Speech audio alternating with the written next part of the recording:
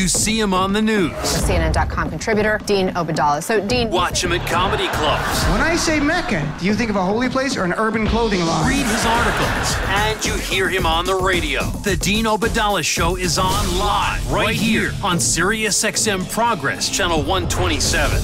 And welcome to the show, brothers and sisters of the resistance. Wednesday, October 10th. We're live right here. I'm Dean Obeidallah. Hope to be your MBFF. I'm on Twitter at Dean Obeidallah, Facebook.com/Dean of Radio. And tonight, the first time ever, we've tried new technology through Matt and Mark Thompson helped us put this together. So if it's all going well, you can watch the show right now at the beginning, either on Facebook.com/Dean of Radio, or tonight you can actually watch it on Twitter at Dean Obeidallah, or on Dean of Radio on the YouTube page and watch the open of the show live, just like Mark did. So he helped us all out with that. I hope you'll check it out. Daily reminder, there are 27. 27 is the number. We're down to 27 days until the most important election of our lives. And if you want a Congress that will stand up to Trump's corruption, his racism, his sexism, you have the power to do that. Is that remarkable? You have the power to elect a Congress who will be a check on Donald Trump by voting Democratic in 27 days. It is up to us. It is our judgment day. It's not election day, it is judgment day. Quick couple of things. First of all, I'll plug it again. If you're in New York City Thursday, Friday, or Saturday of this weekend, the New York Arab American Comedy Festival, it's our 15th annual one. I co-produce with my good friend Maysoon Zayed. I'll be performing in some of the shows as well. Great comics, about 25 Arab American comedians from across the country coming to New York. We're going to have a lot of fun. It's at Gotham Comedy Club in New York. If you want tickets, ArabComedy.com. That's ArabComedy.com. And if you use the code to check out at Gotham, I'll give you a promo code just like I do with the products on the show. Use FEST15, F-E-S-T 15, and get $5 off your ticket. That's right. You have to buy online by going to Gotham Comedy Club's website. A minor thing here. Stock market today went down over 800 points. NASDAQ down about 300-something points, which on a percentage basis, this is bad. Really, really bad. In fact, this week, the market's been inching down every day. And as of right now, and again, be clear, I am not wishing for a bad economy to beat Donald Trump. I've always said I want a strong economy because I don't want Americans to suffer so we can gain politically. We can win other ways. But I will tell you this now. After this week, the Dow Jones, all the gains of 2018 are just about gone in a week. Because of a correction. We're in a correction phase right now. I don't know. It could start bouncing up next week and go up again, but we've lost almost 1,000 points on the stock market. And 2 weeks from now, we get the quarterly GDP report for the trailing quarter, the last quarter. The last GDP report was over 4%. That was artificially inflated. This one's going to be back to normal, closer to 3%. But that means a 20% drop in the GDP numbers. And I don't know how consumers are going to take that. Because they hear about that, and you're also going to see stories going, hey, if we drop the GDP one more quarter like that, technically we're in a recession. You might see concern about consumers. And again, the biggest component for our gross domestic product is consumer buying. So we're going to see how this plays out. I'm not rooting for a bad economy to beat Trump. I want to beat Trump on the merits of political issues. And I also fear if the economy gets bad, it gives him more ability to have support for really ridiculous, horrible anti-immigrant policies, any other scary things, because people are scared and they're worried. First, talk about scary, the climate change. The climate change report came out on Monday, formally Monday. Sunday got reported. We had Congressman Ro Khanna touched on it last night. He's a very big advocate of climate change issues. Here was Jimmy Kimmel, though, talking about climate change, and he's really right. He's going to say something that sounds like a joke at the top about the Trump administration's response to this horrific report. And then he has this parody commercial afterwards. And I hope it makes sense listening to it. Let's hear clip number one. We're doomed anyway, so why bother doing anything about it? That is the official policy of the White House. But I'll tell you something. There's always a silver lining. And one planet's calamity is another planet's opportunity. Attention Galaxy! Planet Earth is going out of business. We've lost our minds and everything must go. Insane deals on everything on Earth. Fjords, panda bears, giant sequoias, large inflatable ducks, Portugal, porcupines, oceans, 50% off nocturnal animals, insects, reptiles, and amphibians, unused home gym, artificial pine trees, St. Patrick's Cathedral, bats, other bats, salmon, Tide Pods, a billion fidget spinners, James Vanderbeek. Price to sell before we live in hell. But you must act fast because planet Earth is over soon. And when it's gone, it's gone. The planet Earth going out of business sale. It's time to say goodbye. Well, you know what, folks? It is close to saying time. And I know people don't care. And next week we'll have an expert on. We'll talk about it in more detail. But even Trumpers out there who are listening, and I don't care if you believe in climate change or not, you're going to have no choice because this new report says if the temperature goes up about 2 degrees Fahrenheit in the next 12 years, like they're predicting, you're going to see massive changes around the world. And you're going to see water and food scarcity. You're going to see extreme heat. If you think people trying to cross the border from the southern border is extreme now, wait till they have no more water or food, and the only place they have to run to are first world countries like the United States of America. And that's why President Obama was investing around the world to shore up the world, but Trump wants us out of the Paris Accord, so we don't do that. This is going to be catastrophic where we're going. And we'll have some expert come on it during the week, next week to go about, because so much about politics now. And by the way, here is Jimmy Fallon last night, a couple of quick jokes. Actually, Kanye West really is not a joke, is going to meet Trump tomorrow at the White House. Here's clip number 2. President Trump is going to meet with Kanye West at the White House on Thursday. And this is interesting. They both think they're going to a Twitter intervention for the other person. You know why we're here, right? That's right. Trump is meeting with Kanye at the White House. Trump will be like, I wish you'd been here last week. I had a Supreme Court seat to fill. I don't know if it'll be fun or not, they're meeting tomorrow, but they're like-minded individuals. Donald Trump and Kanye West are clearly cut from the same cloth. It's remarkable. Twins at birth, sort of. All right, so yesterday we talked about something that got slightly darker and gloomier than I wanted. And I didn't want it to get as gloomy. And we were talking about Donald Trump and the GOP and Fox News, their state-run media apparatus, scaring their supporters to say that on the left, us, we are an angry mob. And that could lead to Donald Trump at some point laying the groundwork to do things like postpone an election, because polls showed over 50% of Republicans, over 50%, folks, would be okay with postponing an election in 2020 if Donald Trump asked for it to be postponed. Nearly 50% of Republicans say Trump, if he asked to close down media outlets for bad behavior, that's the term, bad behavior, they'd be okay with it. And would they also be okay with suspending habeas corpus, which the president can do in Article 1, Section 9 of the Constitution, meaning, forget the term, it's Latin. The reality means just arresting people, holding you in prison without any charges, so political prisoners go to jail. It got a little dark. I'm going to give you the remedy today to that, but I have to play this. Donald Trump last night, continuing down that path, and something new happened last night. As Donald Trump continues to try to criminalize our politics. And he did it with Hillary Clinton, lock her up. Now they have a new cheer of who they want locked up at their rally. So here's Donald Trump last night in Iowa talking about us, as an angry mob who's dangerous, and then the crowd cheers, lock up someone. Listen closely. Here's clip number 3. But the Democrats have become too extreme, and they've become, frankly, too dangerous to govern. They've gone wacko. How about Senator Feinstein? That's another beauty. That's a beauty. Did you leak the documents? What? No, I didn't. Did we leak? Did we leak? No, we didn't. Did you ever see? No. She goes, no. He just said, no, we didn't leak.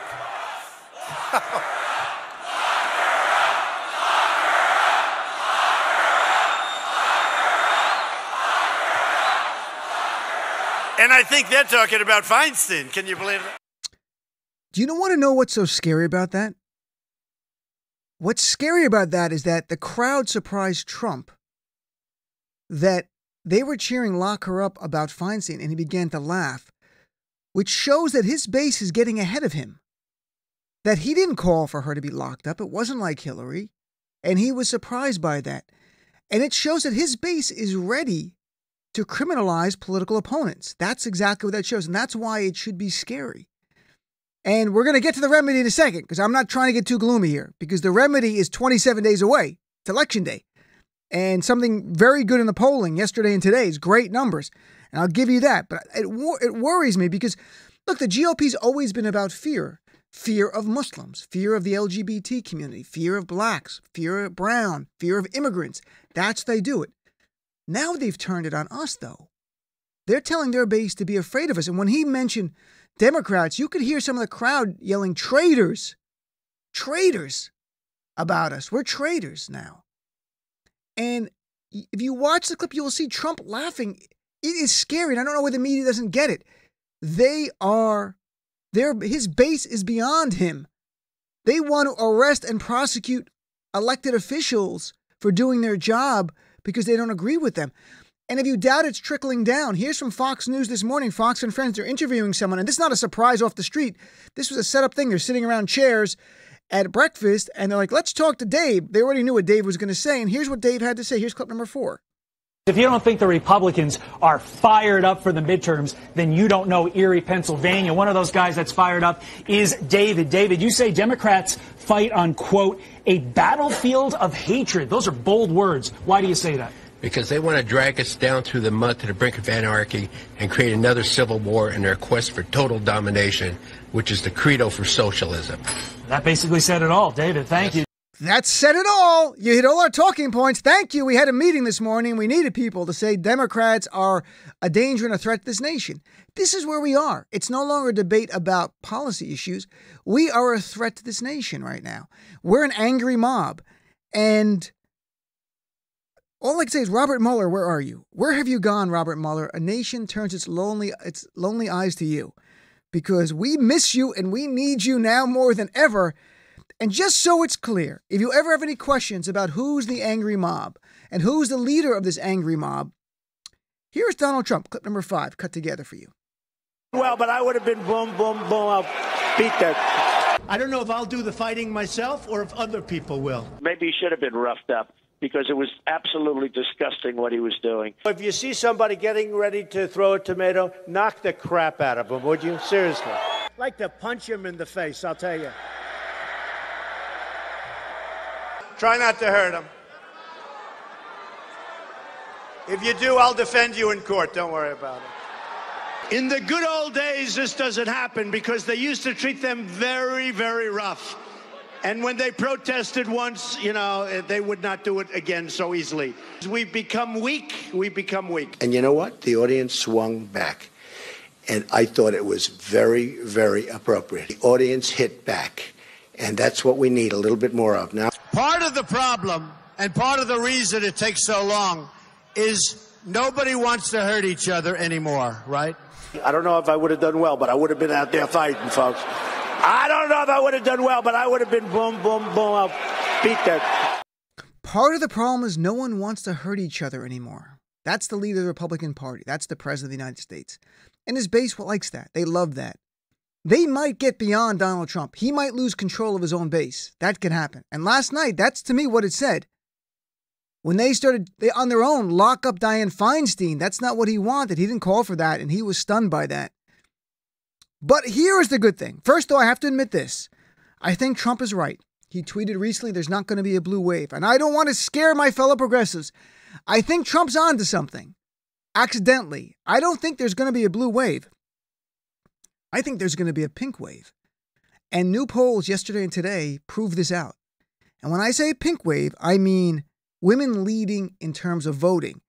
And this pink wave is coming for Donald Trump and the GOP. In waves, in poll numbers yesterday and today, I have to be honest, I love polls. I have never seen this. In fact, no one has. They're historical in proportions. And I'm going to break down some of this. A new CNN poll that came out late yesterday in the afternoon. I couldn't cover it on the show because I had not read it. This is off the charts. This was a national poll taken in the last few days, in the last day of Kavanaugh, and then after it was confirmed. They asked women around the nation, who are you voting for in the midterm? 33% said they're voting Republican.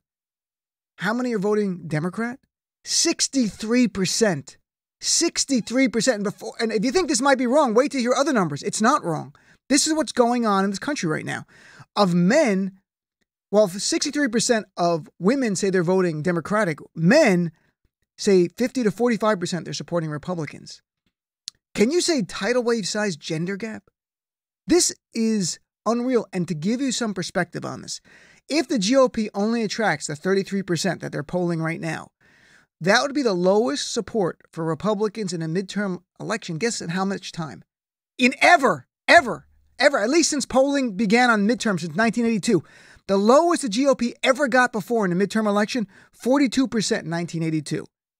To put this in perspective, in 2010, when there was a huge red wave and the Republicans got the Senate and the House, Republicans actually won the female vote by 2 points. Right now, they're staring at losing the female vote by 30 points. By 30 points. And why? You might say, why? Why? Simple. Donald J. Trump. That's what this is about. This is a message to Donald J. Trump. First of all, he's never been popular with women, despite he tells you at rallies, women love him. Maybe the women he pays hush money to, they love him. Other women don't love him. Yes, he won 52% of white women in the 2016 election. But overall, Hillary won women by 54 to 41%, so by 13% points. Since then, Trump's approval among women has slid over and over and over, and a combination of reasons why. One was policies, such as the family separation policy, which Americans didn't like. Well, women really didn't like it. 70% of women did not approve of the family separation policy. You had that. Second, as president, Donald Trump has continued to defend men accused of abuse, like Rob Porter, his aide, who beat up his 2 ex-wives. And we saw the picture of one ex-wife, Kobe Holderson, with a black eye. He still defended her. He defended Roy Moore. He defended Bill O'Reilly as president after everything had came out. And now we just saw Brett Kavanaugh. Women see this. Like, there might be some men who don't care about being lied to or don't have the critical thinking skills to know they're being lied to, and I feel for them who don't. If you don't care about being lied to, that's your choice. But he's not pulling the wool over women's eyes. Clearly right now. This is off the charts. A Pew poll that just came out of women, only 30% approve, over 60% disapprove. So that CNN poll is backed up there. And here's what's really remarkable. Polls show that women just don't dislike Trump. They really, really dislike him. And how do I know that? Because they ask in the poll, do you approve? Do you strongly approve or strongly disapprove of Donald Trump? Women, PBS NPR poll, 33% of women approve of the job Trump is doing. 33%. That's it.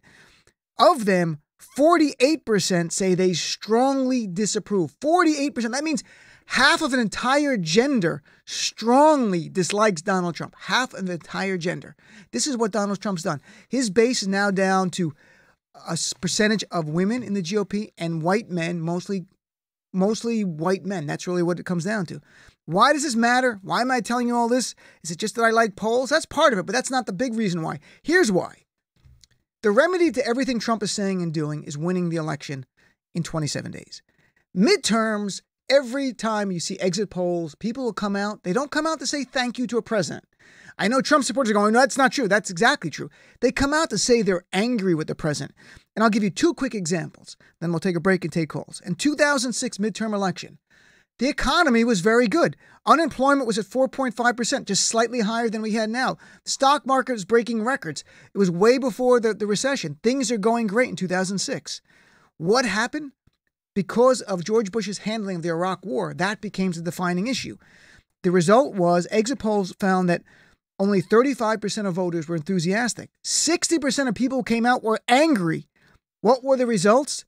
The Democrats won control of both the Senate and the House, picking up 30 House seats and 6 Senate seats. And that's a really good point. It wasn't even that George Bush was disliked personally. His handling of the Iraq War was so bad, even though we had a good economy like now, he took a shellacking his party. 2010, there was a red wave, the other side to this. What happened in the base? 73% of voters said they were angry. That's why anger is so important. That's why when we have the anger, and that's why they're trying to scare and anger their base, because they know this just like I know this. I'm not a genius. I read a lot. I read and I write articles based on what I read. They know the same thing I do. Midterm elections, people come out are angry. So they're trying to scare their base into being afraid of us, that literally we're going to come in. And now it's not immigrants anymore. It's not brown people. It's not Muslims. It's not gays. It's us. Their fellow Americans are going to have anarchy, destroy their homes, maybe kill their family. That's the next thing you're going to hear. That's where we are. Women are so mad at Trump, and you want to know something better that history tells us? Guess what? Who votes the most in midterm elections? Women or men? I think you know where I'm going. Women.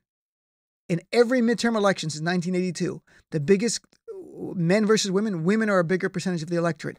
So if half the women out there really, really don't like Trump, which this is very clear, every poll says this, and they're the biggest component of the electorate, we just got to get women to vote. And women, you're going to be the leaders. I'm imploring you. I know so many women are already activists. You're out here calling, and I know many have anger at Donald Trump after he mocked Dr. Christine Ford in one of the most vile moments of any presidency I've ever seen. But I hope that women other women who are not active, who are not focused, make sure they're registered. Make sure they come out and vote. Because women, you can lead. And if you were upset with Donald Trump mocking Dr. Christine Ford, there's a way you change that. You send a message by knocking Republicans out. Because politicians understand. That's how cultural norms change. Because politicians no longer blindly defend the man and demonize the women the way Donald Trump did. They don't replicate failure. They only replicate success. That's what politicians do. So when they see women come out and lead the charge and they go, oh my God, Trump really pissed off women across this country and their male allies as well. Because I'll be there, I can assure you, and countless men will. And we have a pink wave that comes over and takes the House and maybe the Senate. You're not going to see Republican politicians cheering when Donald Trump mocks Christine Ford at a rally. And you're not going to see politicians do that again because they know what happened. It's all up to you. The power is in your hands. This is it. 27 days. Most important election of our lives. All right, let's take a break. Come back. Take your calls. 866-997-4748. We got a lot of guests tonight. If all goes well, Juan Williams, yes, from Fox News, will be here live in studio. We'll hopefully live stream it. He's got a great new book out. Then Amr Khampa-Najjar, the Democrat running against indicted Duncan Hunter. Duncan Hunter's out on bail and running for Congress still. And my friend Amr is going to hopefully beat him. And then the third hour, we're going to have Aisha Moody Mills will be with us. Let's take a break. Come back. Take your calls. 866-997-4748. Look, it's time the media start calling out Trump's false statements for what they are. Lies. Trump's a liar. And by the looks of it, he's lying every day and twice on Sundays. The Dean Obeidallah Show.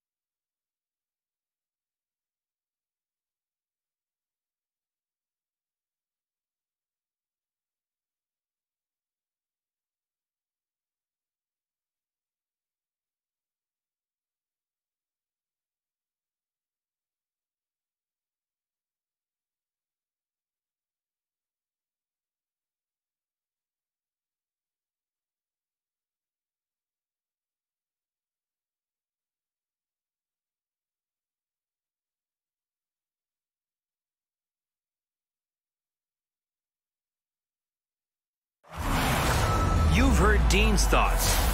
Now it's your turn. 866-99-SIRIUS. 866-997-4748. This is the Dean Obeidallah Show on Sirius XM Progress 127. And welcome back, Dean Obeidallah Show. We're live right here. I'm laughing because I'm reading the notes about some conservative who has a comment about all these polls are wrong. Yeah, they're all wrong. Conservatives out there, every poll I read you is wrong. You're doing so well. You don't even have to vote on Election Day. And if you're going to vote, remember this, Trumpers, Election Day is November 12th. Make sure you get out November 12th and vote. That's important. As an American, I really want you out there. November 12th, circle that.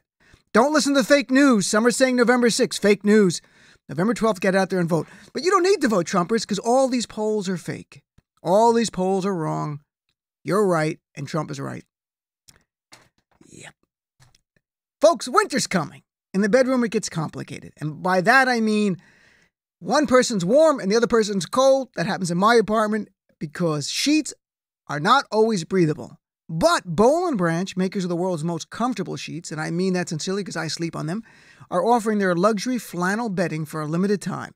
Unbelievably soft, warm, and bingo, breathable. So everyone stays at the right temperature. 14 stunning patterns and colors. What's great about Boll & Branch sheets, and I don't have the flannel ones yet, I have the regular ones. Every time you wash them, they get softer, and they promise the same thing here for the flannel sheets. In fact, if you don't love them, they say if they are not the softest sheets you've ever slept on, full refund, no one asks any question. And I can give you a great deal, $50 off and free shipping. Go to bollandbranch.com, that's BOLL and branch.com, and use promo code DEAN when you check out, that's DEAN. $50 off and free shipping. If you go to the website, they're beautiful sheets, I said it sincerely, plus towels and blankets. bollandbranch.com. Make sure you use promo code DEAN, $50 off. And, all right, I'm dying to take some conservative calls, but we're going to take some progressives first because it's the progressive channel.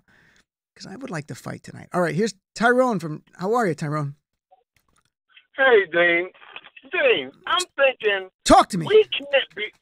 Democrats can't be this stupid. Okay. Every time these people, we outvote them all the time. Mm-hmm. They use the same old trick: cross-check, gerrymandering, taking people off of the voters' roll. We already know what they do, and we continue to fall for the same trick, the same stupid trick all the time. And I don't see how we don't stop these people from doing the things that they. But that stuff. But Tyrone, I mean, some of that stuff is based on state laws, and we don't control the state legislatures, and that's part of the issue. In 2018, it's not just about Congress, folks. It's about winning a bunch of governor's races and state legislature races so we can get rid of those laws that are dealing with cross-check, where they agree, states agree together to do cross-check, or voter ID laws or voter purge laws. That's all state laws. We got to win elections. That's the only remedy. And the court system's the other remedy. And now they're taking over the courts. Yep. And even the lower courts, the laws that we can get our way, it'll be more difficult because they putting the judges in that'll rule against us. Well, right, but don't oversell it. Just so it's clear, they have about 20%. Trump has confirmed the most Court of Appeal judges in this period of time, but not close to anything Obama confirmed overall because he was there for 8 years. So about 20% of the federal Court of Appeal judges are now Trump appointees, which is scary, but it's 1 out of 5. On district court, the lower level, they've had a hard time confirming their judges. Not sure how or why, but thankfully they have. So the impact's not as great there. But obviously the Supreme Court is now not just Republicans, it's Trumpian. And that is a problem. Absolutely. And my concern also is the fact that this white supremacist situation is becoming more and more bipartisan, where you have people that swear they were Democrats. I switched over to Republican, and I'll never vote Democratic again. And I think it has more to do with the fact that they're proud that they have a white supremacist in the White House, and that's the person that they look. I don't know how many Democrats. I mean, do you know? Can you give me examples of Democrats who? They weren't real Democrats. They were people that some voted for Obama and then they voted for Trump, but others, it's a game. There's a lot of BS with the people. I mean, if you like Trump, you were never an Obama supporter. unless you're one of this teeny percentage of people who maybe you had a factory close in your area, and I can understand that. That's different. But barring that, there's no way. I don't believe most of them when they tell me, I voted for Obama. Now you voted for a white supremacist? You went from the first black president to a white supremacist? You're kidding me. How do you do that? That doesn't make any sense to me. He got some Democratic report. Support. I know he got some. Even them evangelicals, these cats, they were supposed to be so. You hear what I'm saying? Yeah. That's why I'm like, we have to be on top of our game. And same thing with them polls. When they give us them polls and say, okay, this is good, but guess what? We're going to still go and do what we got to do. We got to keep pressing on that gas and going forward. Oh, absolutely. Right. Yeah. I don't read these, Tyrone. Just so it's clear, I'm not reading these polls to say everyone take a day off. It's fine. No, I'm saying we have things breaking in our favor, but we all know it's about closing the deal. And because you want the best example? We don't have President Hillary Clinton. We have Donald J. Trump, because many people thought the polls said she's going to win, and they stayed home or didn't care or didn't have the passion. We have to close this deal in 27 days. And early voting starts in many states. I think next week, I'm going to look it up and read it on air, the dates that early voting starts in certain states. The election's beginning already. So the last day is November 6th, not the first day. Although some states, it's the only day you really can vote. But that's getting smaller and smaller, thankfully. It's more early voting. And we need early voting. It's better for democracy. And Tyrone, Republicans oppose early voting. This is what's remarkable. They want to make it harder to vote. Voting, period. I know. Voting, period, because they know that most Americans want clean air, want clean water. You know what I'm saying? It's like that. This is common sense. I don't even see how these people win anything. So the things that they're doing to this country, I don't understand it. Tyrone, by the way, in the notes of the calls, there are 3 other callers making the same point you were making here about why aren't Democrats being more forceful? And Lewis and Eric, other callers, and I'm looking right now, are saying the same things. We need to hit harder. And Democrats never double down on anything. Tyrone, let me ask you, and I'll ask them too when I go to their calls. What do you want? Is there anything specific? Like Eric Holder gave a speech today, which the Republicans are going to use all night on TV, and I'll play it later. But it's what do you think we should be doing? Like, let's be constructive here collectively. We should stand up for our belief. Mm-hmm. We should stand up for what we want. We should not, when we start getting wishy-washy about it and saying, well, we want to compromise and we want to, because that was what Obama was doing. Yes, he tried. Listen, there's no. There's no more compromising. This is what we're going to do, and this is what's going to, either it's going to happen this way or it's not going to happen. But we're not going to have no in-between. We got to stand and say, listen, okay, we want single-payer health care. We want to have, this is, because that's what Obama said he wanted. He should not have wavered on that. He should have went forward and said, listen, either we get it or we don't get it, but we're going to... If we had passed that then, it would all be completely implemented in those 8 years of his presidency, and it would have been part of our normal life. And yet you have Donald Trump today write an op-ed in USA Today where he literally lied, and USA Today let him run it, saying Democrats want to take Medicare away from you. We created Medicare. It was Democrats. We've been fighting to save it since LBJ signed it into law. And now Trump, I don't know why USA Today let him put that in his article. That's just a lie. It's not an opinion. It's a lie.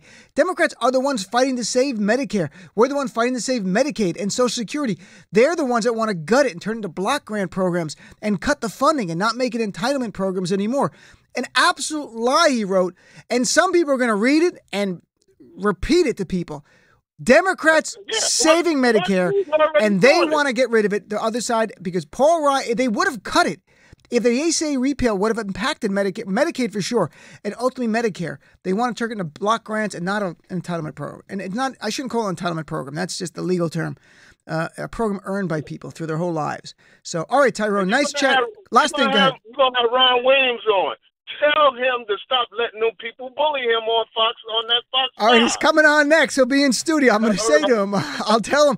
I think he fights pretty good, but I mean, I know everyone wants fighting different. All right, I'll tell him. All right, take care. I'll tell him. We have to tell Juan Williams. Remind me, guys. All right, here's our friend Michael in the Bronx. Michael, how are you, my friend? Hey, Dean. How's it going? I got a few answers for you. Go ahead. First off, You said it's going to be a pink wave? Pink wave. I'd be a little careful with that because we want to specify which pink wave and what side it's on, and that would be the blue wave. Because by the same token, and we all know how these Republicans always want to steal from us. Right. I mean, am I being honest?